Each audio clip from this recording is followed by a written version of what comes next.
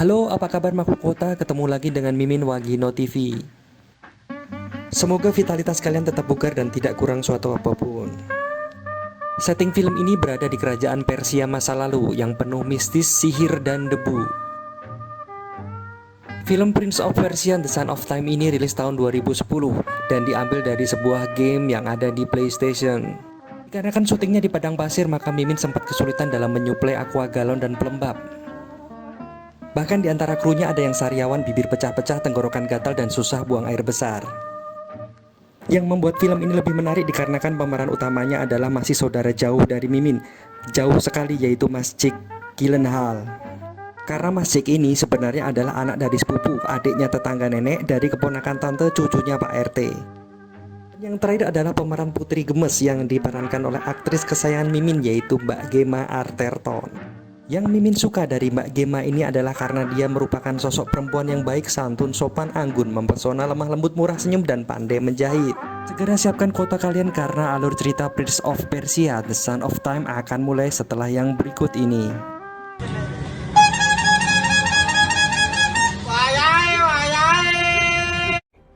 Kisahkan dahulu kala ada kerajaan yang bernama Persia. Kekuasaannya sampai ke daerah Cina, India, Mesir, dan juga Turki.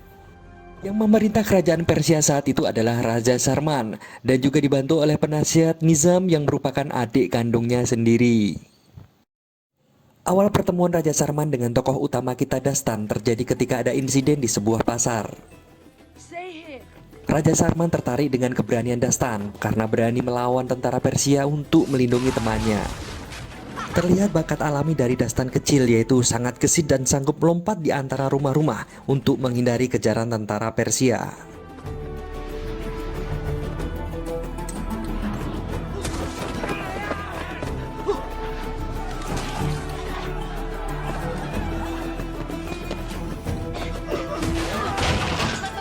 Dan akhirnya Raja Sarman menyelamatkan Dastan dari eksekusi, sekaligus menjadikannya sebagai anak angkat, sehingga Dastan otomatis menjadi pangeran di kerajaan Persia.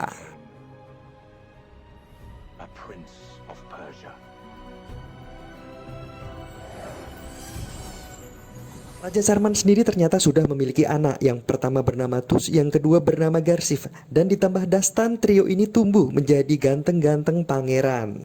Dan cerita selanjutnya beralih ke kota suci Alamut. Nizam telah menunjukkan bukti bahwa Alamut membuat dan menjual senjata ke pihak musuh.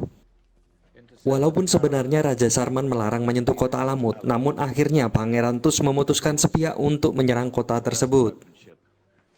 Pangeran Dastan yang kurang setuju awalnya akhirnya bersedia membantu. Dengan keahliannya, Dastan berhasil menerobos benteng Alamut, membuka gerbang sehingga pasukan Persia bisa merangsek masuk.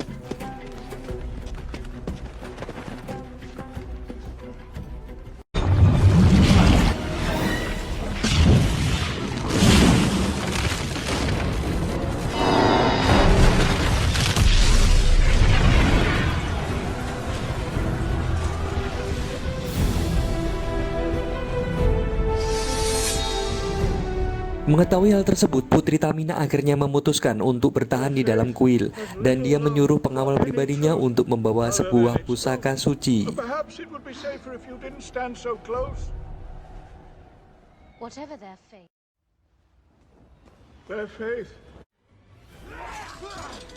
Namun Dastan secara tidak sengaja berhasil merebut pusaka tersebut, yang ternyata di dalamnya adalah sebuah belati berlapis emas bergagang kaca berisi pasir.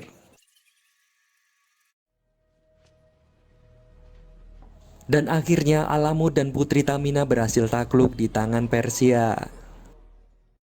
Scene kemudian memperlihatkan kedatangan Raja Sarman di kota Alamut. Tampak Dastan memberikan hadiah jubah putih kepada Raja Sarman. Jubah tersebut adalah pemberian Pangeran Tus, kakak pertama.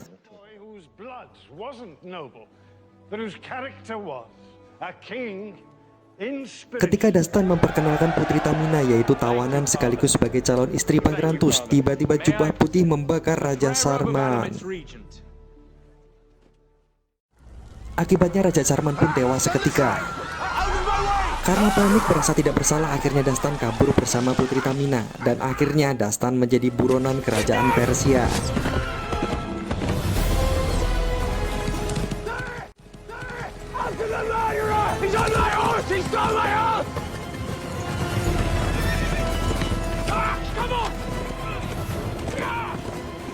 Dalam masa pelariannya, Pangeran Dastan sempat bersitegang dengan Putri Tamina dan tanpa sengaja menekan gagang belati emas dan terjadi hal yang tidak biasa.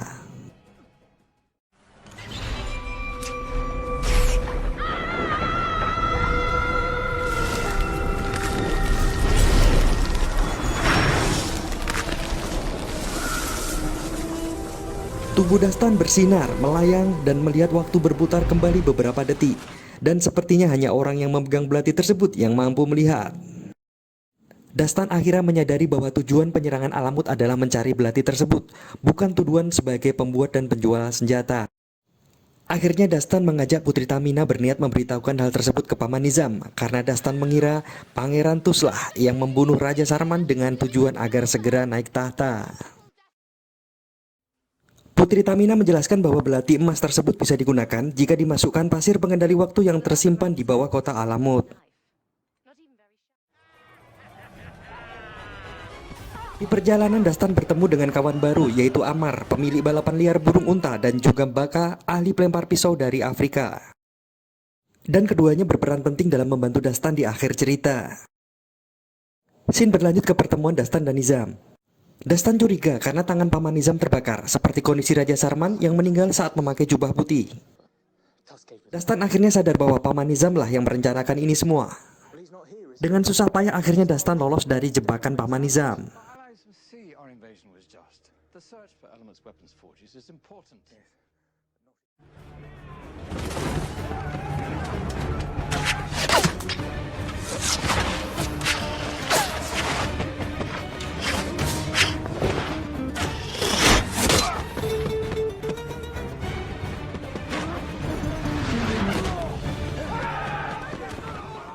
Sudah kepalang basah, akhirnya Nizam menyewa kelompok pembunuh bayaran yang bernama Hasan Chin untuk menghabisi Dastan dan mengambil belati emas. Hasan Chin merupakan kelompok bawah tanah yang ahli dalam menggunakan berbagai macam senjata termasuk racun dan bahan peledak. Merasa masih belum paham rencana Nizam sebenarnya, akhirnya Dastan memaksa Putri Tamina menceritakan semua rahasia tentang kota suci Alamut. Putri Tamina menceritakan bahwa dahulu kala Tuhan pernah mengirim badai pasir untuk memusnahkan umat manusia. Namun atas doa tulus anak perempuan, akhirnya badai pasir tersebut dihentikan dan menjadi pasir pengendali waktu yang disimpan di sebuah kristal raksasa di bawah kota Alamut. Dastan akhirnya mengerti dengan pasir pengendali waktu sebanyak itu maka bisa pergi ke masa lalu dengan waktu yang tidak terbatas. Namun Putri Tamina mengingatkan bahwa belati emas tersebut hanya mampu mengulang waktu 1 menit ke belakang saja. Jika belati langsung ditancapkan di kristal raksasa, maka resikonya bisa fatal, justru mengulang badai pasir yang akan memusnahkan seluruh umat manusia. Dastan mengingat kembali cerita Raja Sarman. Dahulu waktu kecil, Nizam pernah menolong Raja Sarman ketika akan diterkam singa ketika berburu di hutan. Dastan berpikir bahwa Nizam akan menggunakan belati emas tersebut untuk kembali ke masa lalu dan membiarkan Raja Sarman terbunuh, sehingga dialah yang akan menjadi raja. Sadar akan tujuan Nizam, Dastan dan Putri Tamina akhirnya sepakat untuk menghilangkan belati emas tersebut. Dan akhirnya Hasan Chin pembunuh bayaran menyerang rombongan Dastan di malam hari. Namun Dastan berhasil menggagalkan dengan menggunakan belati emas pengendali waktu.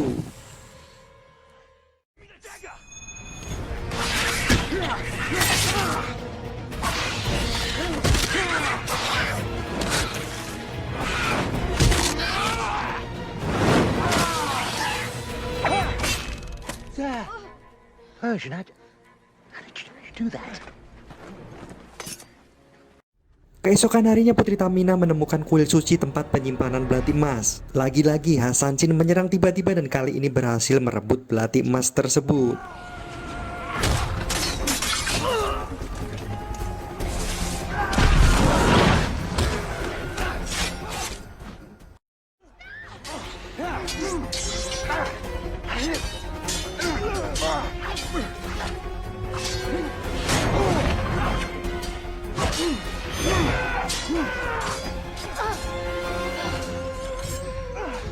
Persian, behind you!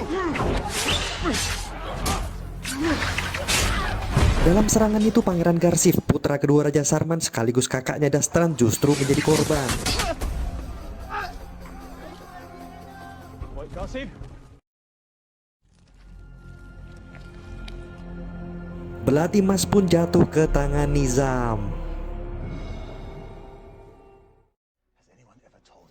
Terlihat Baka meyakinkan Amar untuk menolong Dastan dengan mengambil kembali belati emas pengendali waktu.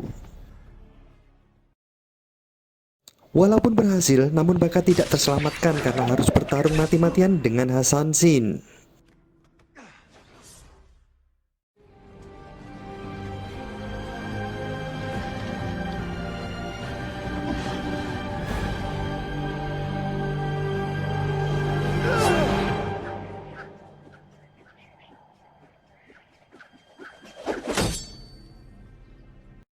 Dastan akhirnya berhasil menemui Pangeran Tus. Dia menjelaskan perihal niat jahat Paman Nizam. You press the jewel on its hilt. Namun lagi-lagi Nizam dan Hasan Shin muncul tiba-tiba, kemudian membunuh Pangeran Tus dan merebut belati. And you, Dastan, always charging in, so desperate to prove your... Nizam bergegas menuju kristal raksasa di bawah kota Alamut, sedangkan Dastan dan Putri Tamina mengejar melalui pintu rahasia.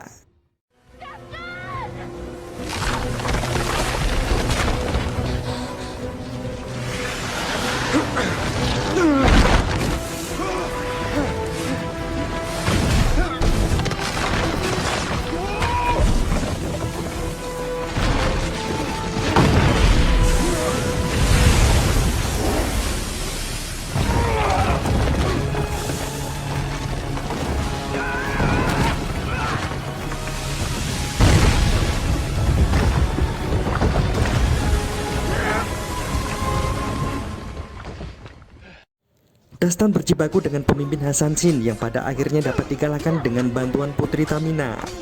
Dalam kondisi tidak ada pilihan antara menolong Putri Tamina atau mencegah Nizam, Putri Tamina pun jatuh ke dasar jurang. Dengan penuh amarah, Dastan segera menyerang Nizam dan berusaha merebut belati emas pengendali waktu.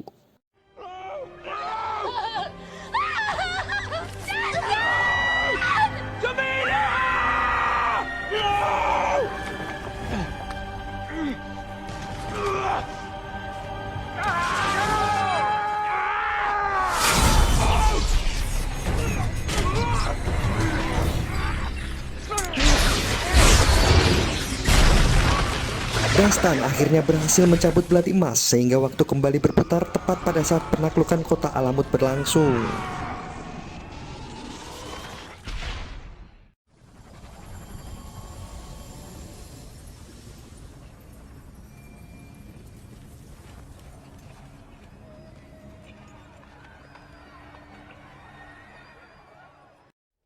Tanpa membuang waktu, Dastan langsung membuka semua rencana jahat Nizam. Dan akhirnya justru Pangeran Tus yang mengakhiri riwayat sang pengkhianat keluarga.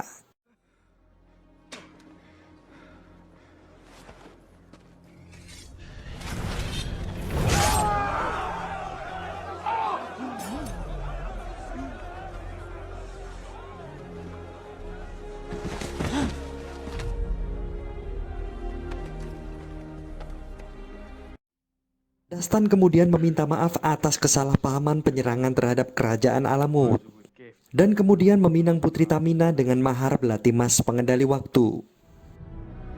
Dan cerita pun tomat.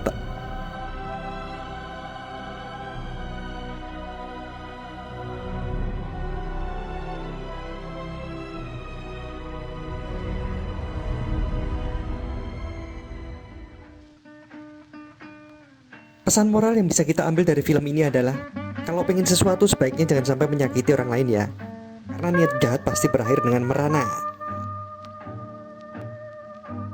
Dan akhirnya Mimin berpesan jangan sampai kalian bergadang, karena bergadang boleh-boleh saja asal ada gorengan, kopi, jahe, teh, papan catur, kartu remi, dan domino. Sampai ketemu lagi, bye.